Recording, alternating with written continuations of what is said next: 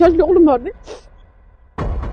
Buncha nozik bo'lmasa gulga o'raymu bolam. O'rtoqlar, hozir bu opa ofisga chon kelibdilar. 2 yoshli. O jonim yig'lamasan. Meni ko'rib nima qotdi? Meni ham 5 yoshli o'g'lim bordi.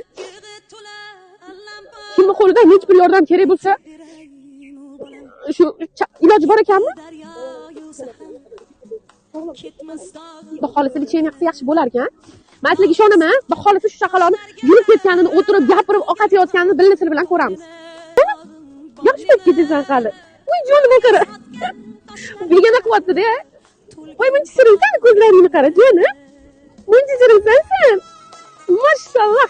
O'rtoqlar, Yasinaxonni bu holatga tushishini sababi 6 oylik chaqaloqlik paytida sog'lom tug'ilgan bo'lgan bola. 6 oyligida priv qolgandan keyin, shu emlashgandan 3 kundan keyin falash holatga tushib qolgan ekan. Hozirgi kunda oyoq qo'llari ishlamaydi. Bitta joyda yotib, tashib ichib yotar ekan. Hop, bitta joyda ko'p yotganligi uchun o'sha qo'llar, oyoqlari to'rs bo'lib qolgan. O'sha ancha orqada qolib ketgan bola.